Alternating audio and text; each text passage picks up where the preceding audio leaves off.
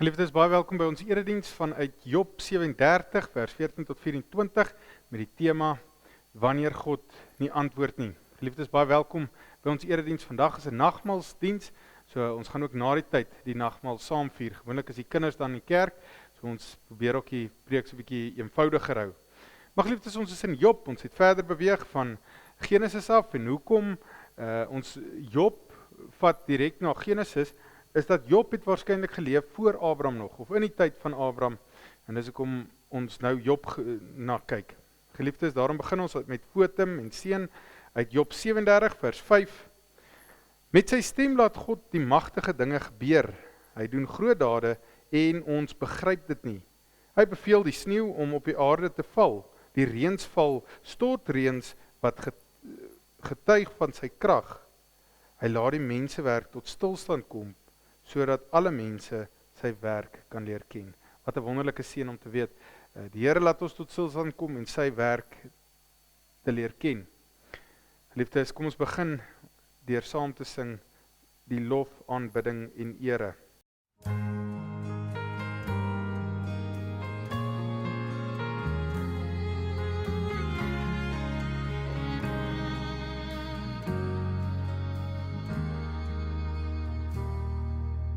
Ons is 'n oomblik, U is vir altyd, God van die eeue, God voor die tyd.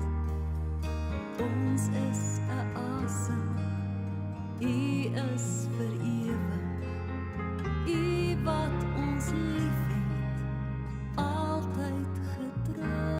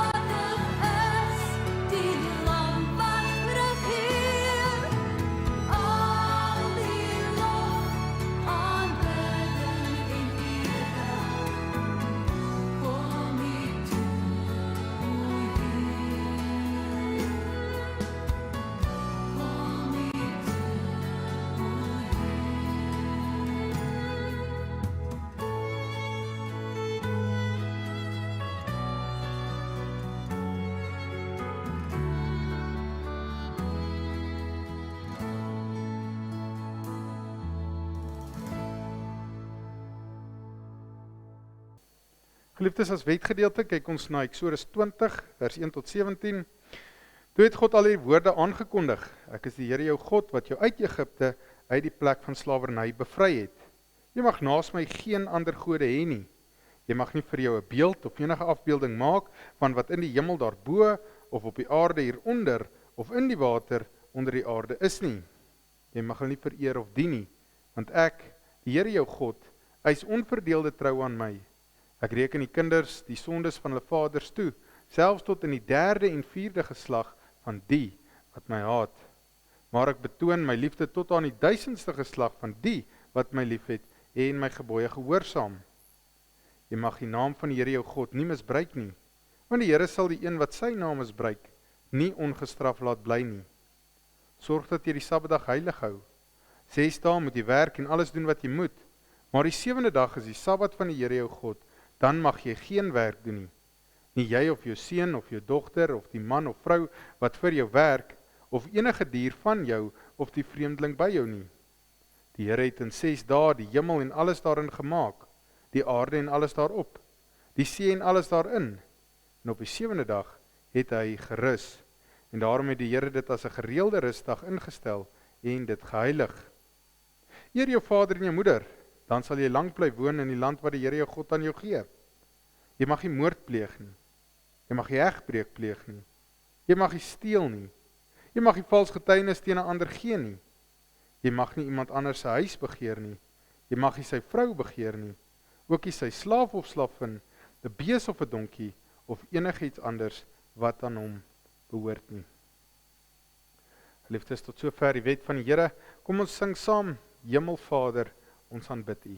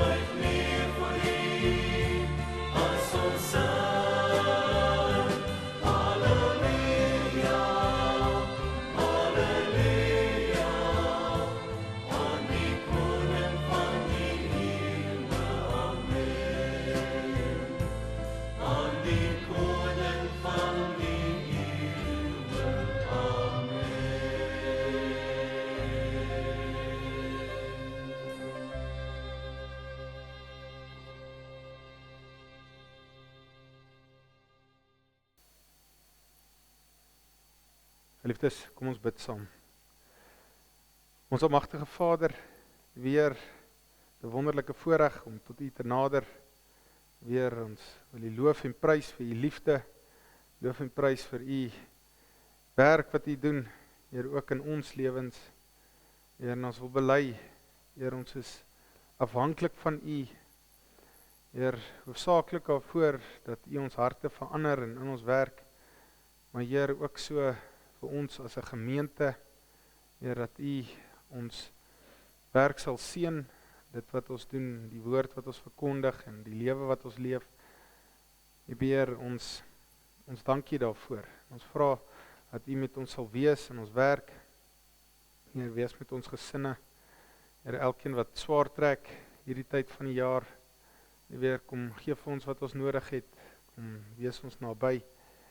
Heer, ons vra ook, Heer, dat ons die nabyheid sal raak sien deur elke uitdaging, soos wat ons vandag Job lees, moet ons ook baie keer tevrede wees, dat ons nie 'n antwoord kry nie, en daarom vra ons dat U ons vertroue en ons geloof, so sal dit groei, dat ons op U sal vertrou.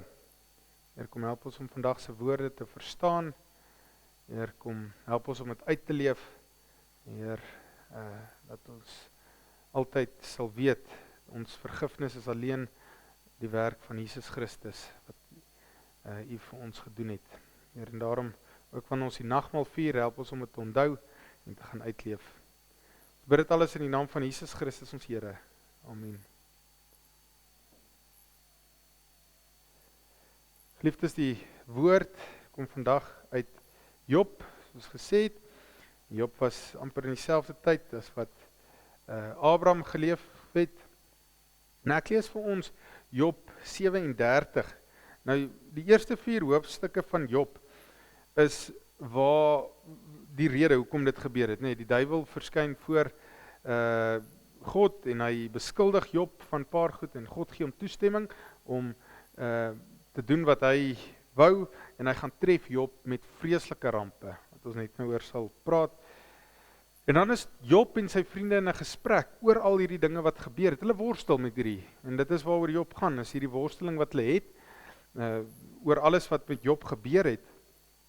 En dan uiteindelik, aan die einde van Job, dan begin die Here praat, en hy gee vir Job nie 'n antwoord nie, maar hy leer hom hoe om hierdie goed te hanteer, waardeur hy gegaan het. Nou, ons is by so 'n punt waar dit nou is, net voor die Here begin praat, en dit is een van die laaste dinge wat Job sê, voordat die Here gaan praat, en ons sien in hierdie woorde, onder andere, hoe ons moet hanteer, wanneer die Here nie altyd vir ons antwoorde gee nie, maar vir Job het God nie geantwoord nie, maar ons leer wel hoe ons dit moes hanteer. So ek lees vir ons Job 14 tot 24. Luister hierna, Job, staan stil en dink na oor die wonderdade van God. Weet jy hoe dit alles voorberei is, hoe hy die lig deur die wolke laat breek? Weet jy hoe die wolke sweef? Dit is die wonderlike werk van hom, wie se kennis volmaak is. Jy wat jou nie eens met klere kan beskerm teen die hitte, wanneer die aarde gloei onder die woestynwind nie. Kan jy saam met hom die hemelruim oopspan, stewig soos 'n spieël wat gegiet is? Sê jy dan vir ons wat ons vir God moet sê? In ons onkunde kan ons hom nie antwoord nie. Moet aan hom vertel word wat ek sê? Moet aan hom meegedeel word wanneer 'n mens praat? Niemand kon die lig sien nie. Die wolke het dit donker gemaak, maar die wind het gekom en hulle gewaai. Uit die noorde kom die goudglans, die majesteit van God is onsagwekkend. Ons kan by die Almagtige nie kom nie. Sy krag is groot. Hy laat reg en geregtigheid geskied. Daarom dien die mense hom en sien hy nie die raak wat dink dat hulle wysheid het nie. Geliefdes, tot sover. Kom ons gaan oor na die prediking. Nou geliefdes, die tema vandag, wanneer God nie antwoord nie. Nou, ons het vandag nagmaal en die kinders is hier, ons hou dit so 'n bietjie eenvoudiger. En ons werk boek vir boek deur die Bybel, nee, en pas vir ons nou baie goed by Josef. Josef kon teruggekyk het in sy lewe en hy kon raak gesien het, dit hom in staat gestel om te vergewe, dit hom in staat gestel om vrede te vind. Maar daar word nie vir ons baie beskryf in die tyd waartoe hy daar deurgegaan het, toe hy in daai omstandighede was nie. Ons kan sy einde gesien het. En in baie gevalle is dit so dat ons aan die einde gesien het waartoe God dit laat werk het. Maar Job se uniekheid is dat ons sien wanneer hy in dit is en nie 'n antwoord het waarop God dit gaan laat uitwerk nie, hoe om dit te hanteer. En dit is wat hierdie gedeelte ons meer insig gee en ons laat groei verder nou in ons proses. Ja, geliefdes, ek dink die unieke bydrae ook, jy weet baie keer as mense na mense luister en die beproewings waardeur hulle gaan, jy weet dan sal mense baie keer sê, ja, maar dis 'n aanval van die duiwel af, of jy weet as iets slegs gebeur, is dit alles die duiwel, en jy weet baie keer sal mense ook sê, nee, as ek dalk vir die kinders is dit nou 'n voorbeeld, nee, as ek in die versoeking kom om af te kyk, dan sê die onderwysers, wyk Satan, jy weet, asof dit hy is wat die versoeking daarso stel. Nou is baie keer ons eie versoeking ook. Maar geliefdes, oor al hierdie dinge waar ons dink, nie, oor die aanvalle van die duiwel en al daai goed, moet ons anders baie keer dink, want dit in 'n mate is dit waar, maar in 'n mate is dit ook nie alles waar nie. En daarom die bydrae wat Job vir ons lewer is om dit reg te verstaan, hoe die aanvalle dan nou werk en wat ons daarvan moet weet. So daarom kyk ons na die volgendes punte. En die eerste een is, watter mag het die duiwel nou eintlik?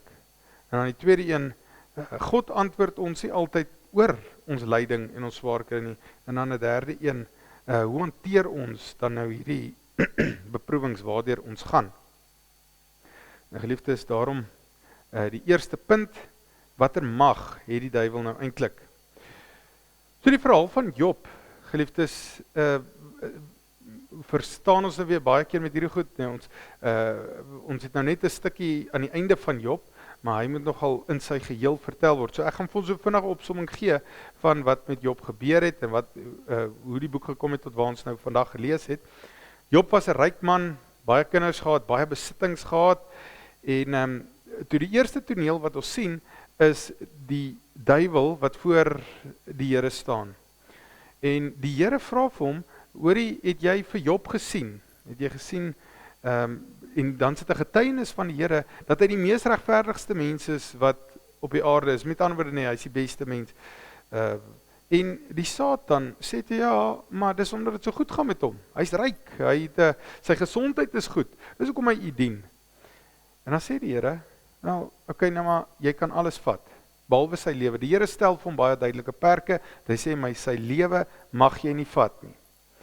En dan gaan die Satan en hy verwoes alles. Hy vat al sy besittings, deur rampe wat hom tref, sy kinders is almal oorlede, en elke keer is daar net so een slaaf wat vrykom om vir Job hierdie nuus te bring. Nou natuurlik het hy daai slaaf ook verloor elke keer, want die slaaf het dan nou geen rede om nog by Job te bly nie. So Job van vreeslike rykdom verloor hy absoluut alles. En dan sien ons weer, dat die Satan weer voor die Here verskyn, en die Here sê, maar kyk, hy is nog steeds die mees regverdigste, hy het my nie verloon nie, en dan sê die duiwel, ja, maar dis omdat ek sy lewe nie mag aangeraak het nie. Jy weet mos hoe dit is, 'n ou sal al sy besittings prys gee, solank hy net nie aangeraak word nie. En dan sê die Here weer vir hom, okay, jy kan sy lewe vat, met ander woorde sy gesondheid en swaan, maar sy lewe mag jy nie vat, met ander woorde hy mag hom nie doodmaak nie. Wat baie belangrik is om te sien, en dan gaan doen hy dit, nee, laat Job op die ou en net op 'n ashoop sit en homself met potskerwe krap. En wat baie belangrik is van hierdie dinge, geliefdes, is dat die Here het vir hom perke gestel. Nou die Satan kan gaan doen wat hy wou gedoen het, maar slegs in die perke wat die Here vir hom daar gestel het. En dis wat ons dan nou sien in hierdie gedeelte. So geliefdes, dit is sleg, nee, dat die duiwel nog wel baie vryheid het op hierdie aarde, so te sê, maar hy is tog nog in boeye. Nee, met ander woorde, hy is daar so slegs in die perke wat God hom toelaat om te doen. Nou, geliefdes, ons kan nog steeds vra, maar hoekom stop God hom nie heeltemal nie? Nee, hoekom keer hy nie heeltemal wat die duiwel doen nie? Nou geliefdes, ons weet nie altyd die antwoord nie. Baie keer moet ons sê, nee, ons weet nie.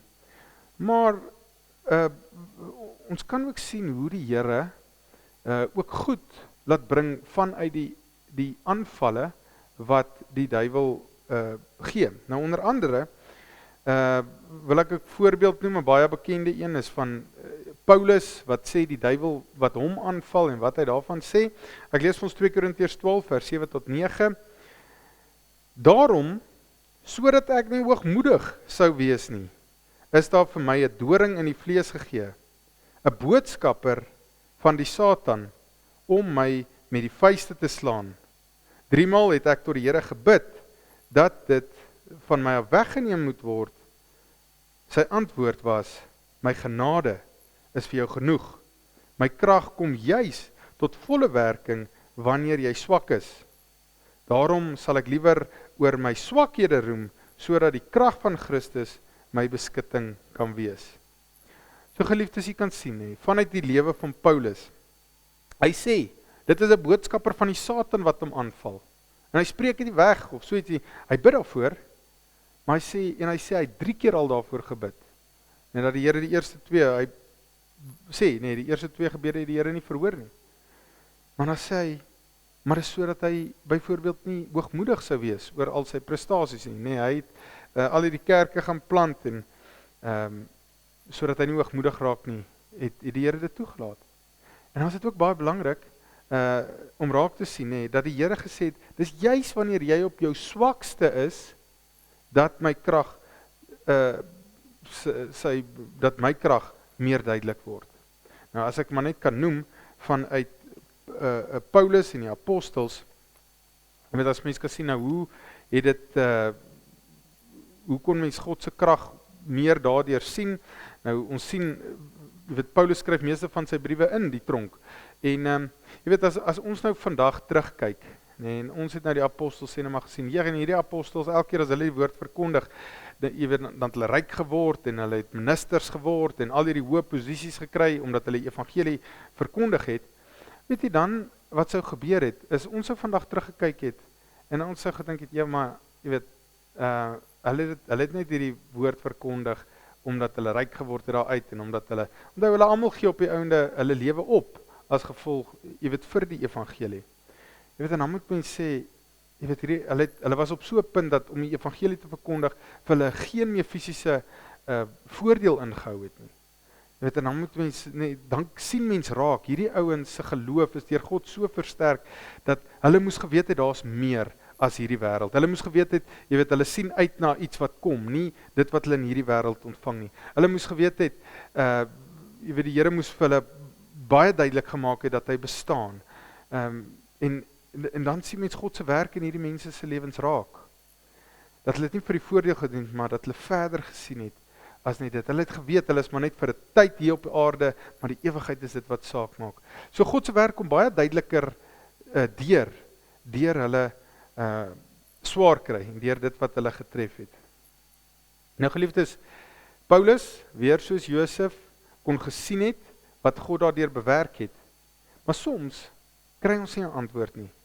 En dit is een van die dinge, wat Job se doel is om dit te wys. Geliefdes, dit bring ons by die tweede punt. God antwoord ons nie altyd oor ons lyding nie. Nou geliefdes, juist die verskil tussen Job en die ander mense waarvan ons lees, is dat hy juist nie hierdie antwoord gekry het nie. En na die verskriklike dinge wat hom getref het daar 3 vriende gekom, en hulle het in 'n gesprek met Job getree oor hierdie swaar kry.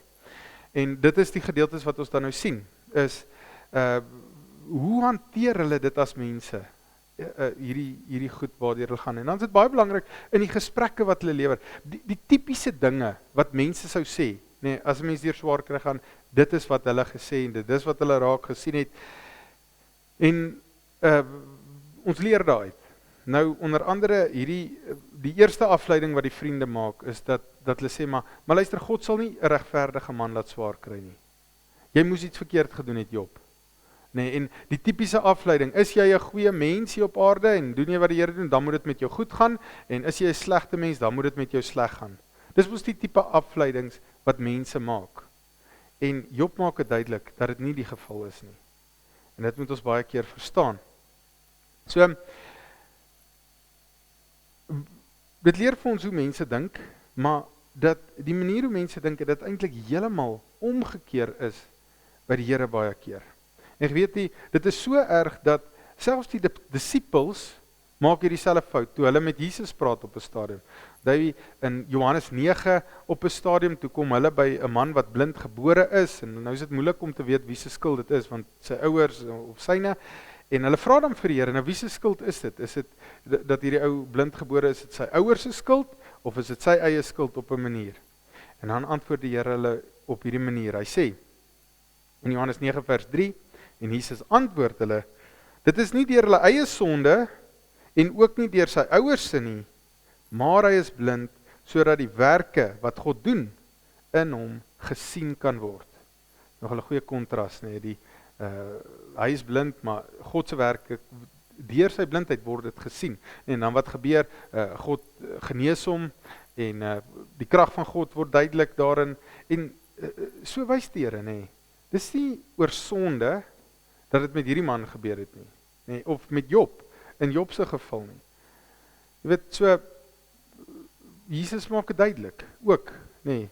En daarom geliefdes, eerstens, ons hoef nie skaam te wees vir mekaar nie, jy weet, oor ons swaar kry nie, baie keer moet ons vir die Here ook vra, maar Vader, jy weet, wat gebeur, nee, of, jy weet, ons moet ook nie oordeel oor ander, nee, as iets omtref, moet ons nie sê, ja, wat het hy nou verkeerd gedoen, dat die Here hom so tref nie, nee, dit moet nie ons eerste afleiding wees nie, nee, baie keer is dit God se soewereiniteit, nee, wat ons nie verstaan, hoekom God sekere gedoen wat hy doen nie, maar dat God dit doen, of toelaat, nee, dat dit gedoen kan word, of dat God dit baie keer toelaat.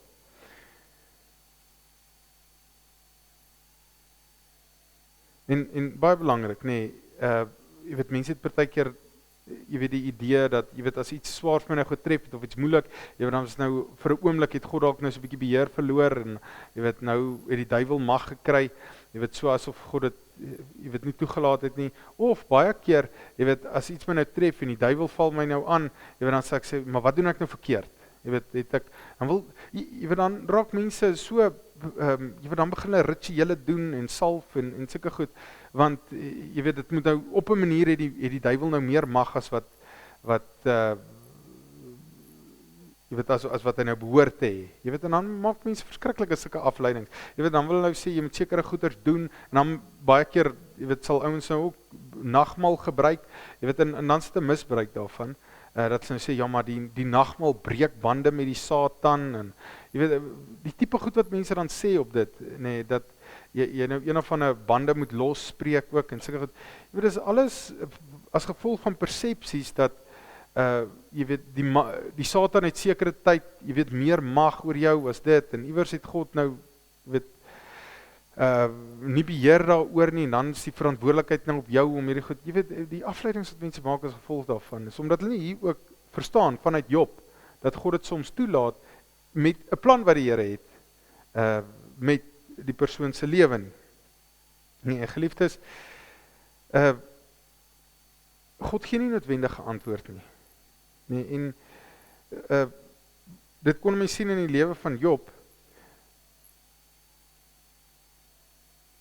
Maar as ons nou Job se lewe sien, nee, ons weet nou voor die tyd wat gebeur het, nee, en wat God daardeur bewerk het, maar hier aan die einde van Job se lewe, of nie van sy lewe, nie van sy lyding, sou 'n mens nou gedink het, okay, wel, nou gaan God vir Job antwoord, want God praat nou, die laaste paar hoofstukke is waar God praat, en dan dink mens, die afleiding wat mense maak, is, God gaan nou vir hom antwoord wat gebeur het, en God doen dit nie. Weet jy dat die antwoord wat die Here vir hom gee, is Job, jy sal nie verstaan waardeur jy gaan nie. Jy sal nie weet hoekom ek hierdie doen nie. En weet jy, vandag kan ons terugkyk, en ons kan besef dit wat God gedoen het, deur die werk, deur dit wat met Job gebeur het. Weet jy dat Job, het ek nou gesê nie, hy was in die tyd van Abraham, so hy het al daai tyd, het dit wat met Job gebeur het, dit baie sterk beïnvloed.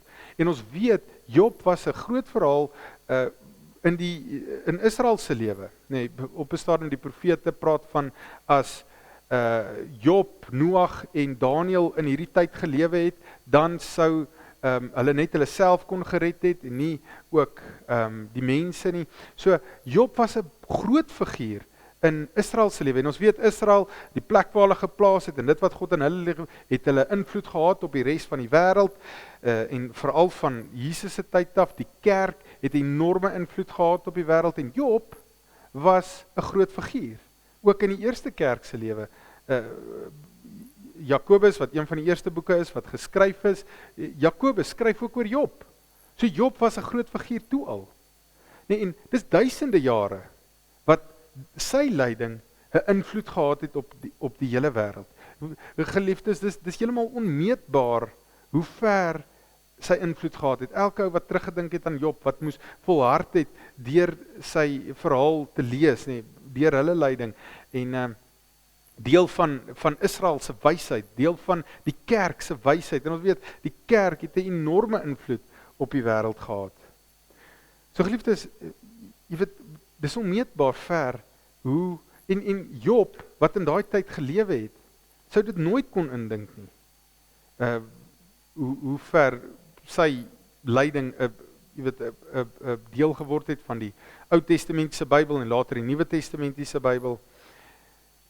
En baie keer moet ons ook maar net weet, nee, ons sal nie kan verstaan hoe ver, selfs in ons lewens, nee, hier hoor 'n ou daarvan en die invloed wat dit het op sy denke en die manier hoe jy dit hanteer. Jy weet, en daai ou vertel dit weer vir 'n volgende ou en dit vertel, en selfs onbewustelik, jy weet, beïnvloed dit sy gesprekke. Ons sal dit nie kan verstaan nie, geliefdes. Maar hoe gee God nou nog steeds vir Job lyding? Hy antwoord hom deur vir hom te sê, maar kyk verder, kom kyk hiersom. En dis nou die laaste een punt, hoe hanteer ons lyding? Nou geliefdes, die probleem is baie keer in ons lyding, dit wat ek nou gesê het, nee, dat ons sal dit nie kan verstaan nie. Dan voel ons ook baie keer, maar ek wil dit verstaan, want dan voel ons in beheer. As ek verstaan waardeur my lyding gaan het, dan voel ek dalk, jy weet, dit gee vir my hoop en dit help. En God doen dit soms met Josef en met Paulus, het ons nou die voorbeelde gesien dat God soms vir ons 'n antwoord gee. Maar sekere dinge sal ons nie kan verstaan nie.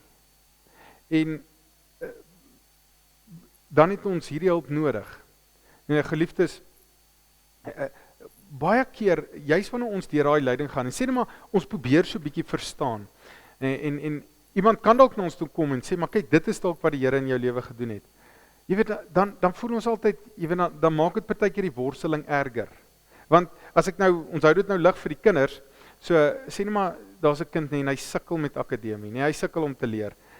Jy weet, en dan kan hy dalk, iemand kan hom dalk help om raak te sien wat die Here daai doen. Hy sê dalk, ja, maar kyk, hierdie ouens wat jy nou moes gevra het vir hulp, jy het hierdie ouens geleer ken, dit het dalk gemaak dat jy nie te arrogant raak nie, of nie te hoogmoedig raak oor jy presteer dalk iewers anders, dit hou jou dalk so 'n bietjie nederig. So mens kan soms, nee, dan sien hy nou raak wat die Here dalk doen deur sy gebrek aan iets. Maar dan, geliefdes, is die mense dan so geneig om te sê, okay, maar hierdie ou wat ek nou ontmoet het, omdat ek gesukkel het, jy weet, kon die Here my nie net eerder op 'n ander manier gehelp het nie, kon hy nie dalk my nog steeds slim gemaak het, en dan die sukses wat ek gehad het, om hierdie mense te help, of, jy weet, dan gaan ons deur 'n verdere worsteling, nee, of te sê, ja maar, jy weet, hierdie ou wat ek ontmoet het, kon ek hom nie by 'n ander plek ontmoet het, nee, goed, jy weet, so, dit maak partykeer om raak te sien, veral as iemand anders dit raak sien, nee, dan maak dit partykeer die worsteling juis erger, want partykeer is ons ook nie eers reg oor dit wat God as ons as mense mekaar help nie. Nee. So dit maak partykeer dit erger. Maar wat was die oplossing vir Job? Vir Job gee God nie die antwoord op sy lyding nie, maar hy sê vir hom, Job, gaan kyk bietjie na die natuur. Kan jy verstaan hoekom wolke daar bo bly? Kan jy verstaan hoe wolke bymekaar kom? Kan jy seisoene verstaan, hoe dit koud word en warm word? En hy wys vir hom die seekoei en hy sê, kan jy verstaan hoe daai dier so sterk is? Kan jy al hierdie goed verstaan? En weet jy, vandag kan ons nou hierdie goeders lees, nee, en mens kan baie keer dink, okay, maar Ons verstaan hoekom wolke in die lug bly, ons verstaan hoekom seisoene draai en jy weet, maar ons moet nou verstaan, vir Job was dit nog glad nie. Ek wil hulle het nie wetenskap gehad en verstaan daarvan nie. Hulle het heeltemal anders gedink oor die wêreld. Jy weet, so dit vir hom is dit indrukwekkend en eintlik behoort dit vir ons nog steeds, jy weet, indrukwekkend te wees. Maar jy weet, as 'n mens nou na vandag se voorbeelde dink, daar's soveel goed wat eerstens wat die wetenskap nog nie kan verstaan nie. Maar as 'n mens regtig in detail, as die wetenskap dit wat hulle nou wel al ontdek het, van daai goed, is nog steeds so onverstaanbaar. En hoe meer ons verstaan, hoe meer besef ons die kompleksiteit daarvan is net oorweldigend eintlik. As ek net so 'n klein voorbeeld kan noem van 'n ding, en iets wat vir ons nogal baie indrukwekkend was. Jy weet, as mens dink aan 'n babatjie wat gevorm word in die baarmoeder. Jy weet, daar's 2 klein selletjies en dan kom daar DNA wat eintlik al ook onverstaanbaar is en daar's 'n DNA leser en elke selletjie word gesê, jy gaan word 'n oog, jy word 'n, jy weet, 'n naal en al hierdie klein detail wat dan om 'n baba te vorm. Jy weet, as jy net so bietjie daaroor probeer dink, hoe kompleks 'n mens is, en hoe DNA en al daai goed saamwerk om dit te vorm. As jy so bietjie daaraan begin lees, ek wil dan nie daaraan diep in gaan nie, dan staan jy verstom. As jy net al hierdie klein komponente as jy net die kompleksiteit van 'n oog, ek noem nou die oog want hy's naas die brein, is hy die mees komplekse orgaan van die mens. Die brein is nog so onverstaanbaar dat die inligting daarvan beperk is. Maar as jy dink aan die oog, daar is omtrent 250 miljoen, amper soos 'n plak, wat aan die agterkant van die oog moet ingeplak word, wat lig omsit in elektriese impulse wat brein toe gaan, sodat die brein hierdie lig kan vorm. Jy weet, ons is nou vandag partykeer so 'n bietjie arrogant, wat sê, ja, maar ons kan ook lig verander in elektriese impulse, jy weet, en dit oor die wêreld stuur. Maar as mens gesien het, 250 miljoen elke plak moet by die regte plek ingeplak word.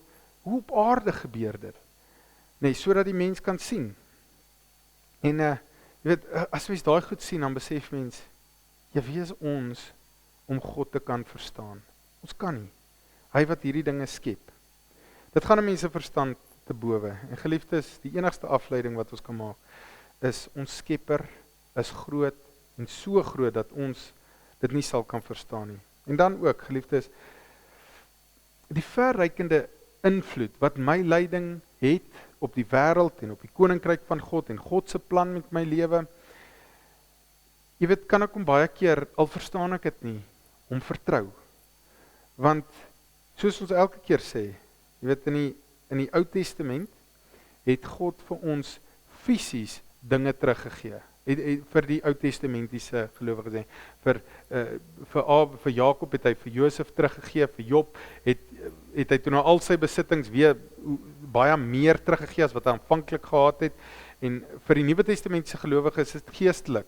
Ons weet nou van 'n hemel, hulle het nie geweet van 'n hemel nie. So net soos wat hulle dit fisies in hierdie lewe teruggekry het, weet ons gaan alles terugkry, Ons geliefdes, gelowiges, ons gaan, jy weet, dit wat ons op aarde bymekaar maak, ons gaan soveel meer tevrede wees daar, met soveel meer as wat ons enigstens blydskap hier kon uitgekry het. Ons gaan al daai goed terugkry, geliefdes en als.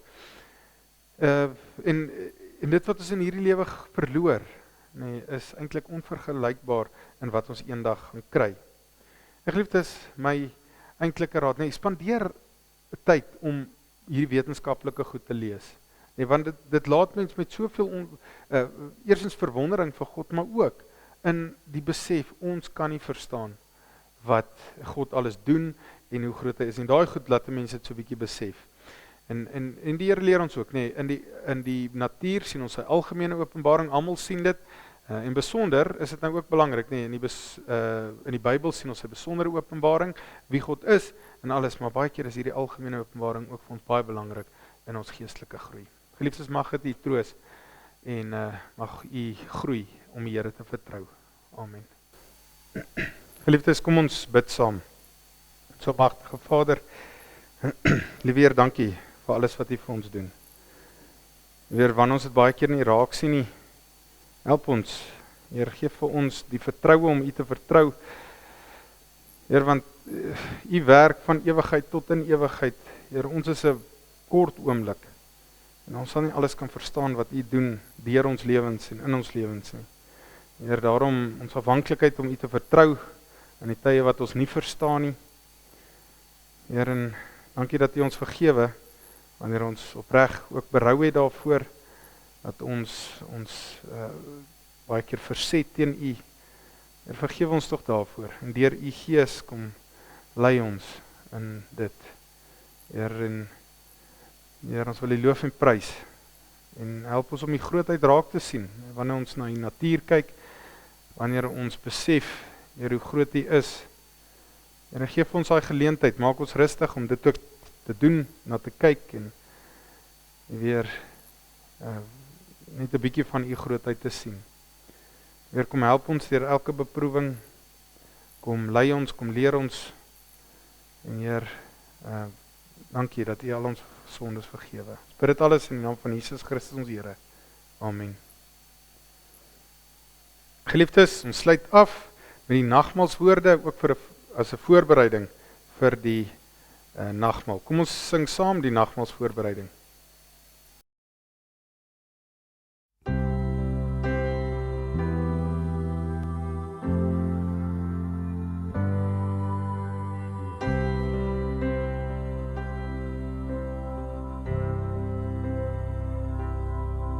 Die brood wat ons breek, is die gemeenskap met die liggaam van Jesus ons Heer. Ontvang dit en glo, en dink weer aan die lyding van ons Heer. O neem en weet, sy liggaam is vir ons gebreek, tot volkome versoening vir ons sonde. Die beker wat ons skank, laat dink ons aan die offer van die bloed van die lam. Ontvang dit en glo, en dink weer aan die lyding van ons Heer. O neem en weet, sy lewe is vir ons gegee, tot volkome versoening vir ons sonde.